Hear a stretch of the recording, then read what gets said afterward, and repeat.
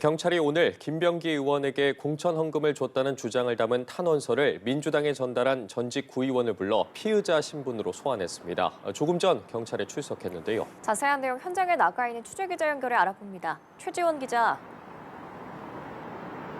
네, 서울경찰청 광역수사단에 나와 있습니다. 각종 특혜와 공천헌금 의혹을 받는 김병기 더불어민주당 의원에 대한 경찰의 수사가 속도를 내고 있습니다. 조금 전 김 의원의 공천헌금 의혹이 담긴 탄원서를 작성한 전 동작구 의원 A씨가 피의자 신분으로 출석했는데요. A씨는 취재진의 쏟아지는 질문에 성실히 조사받겠다, 들어가서 답변하겠다고 짧게 답한 뒤 경찰 조사를 위해 건물 안으로 들어갔습니다.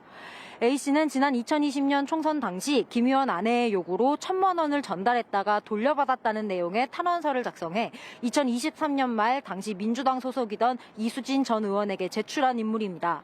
해당 탄원서에는 김 의원의 부인이 동작구의회 부의장의 법인카드를 유용했다는 내용도 담겨 있습니다.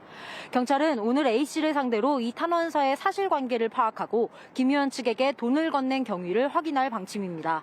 경찰은 내일은 탄원서 작성에 관여한 또 다른 구의원 B씨를 소환하는데요.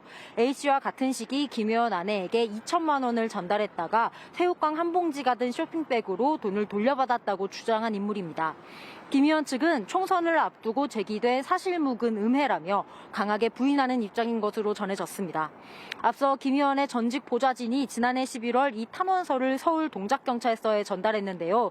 조사가 이뤄지지 않는 사이 김 의원이 탄원서를 확보해 당시 보좌진과 대책회의를 했다는 진술도 나온 상황 속 당시 경찰의 봐주기 논란도 일고 있습니다. 네, 그런데 주요 관련자들이 휴대폰을 바꾸는 등 과거 기록을 지우는 정황에 포착됐다고요? 네, 그렇습니다. 먼저 강선우 무소속 의원에게 돈을 전달했다는 의혹을 받는 인물이죠. 김경시 의원의 텔레그램 재가입 정황이 포착됐습니다. 이렇게 다시 가입하면 기존 계정의 대화 내용이 모두 삭제돼 일각에선 증거를 인멸할 가능성을 우려하는 목소리도 나옵니다. 작년 말 출국해 미국에 체류 중인 김시 의원은 이번 주말에 귀국하겠다는 의사를 밝혔지만 경찰은 날짜를 당겨달라고 요청한 상태입니다. 김병기 의원의 공천헌금 반환 통로로 지목된 이모 동작구 의원 역시 최근 안드로이드 기반 휴대전화에서 아이폰으로 기기를 변경한 것으로 추정돼 휴대전화를 바꾼 것으로 의심되는 상황입니다.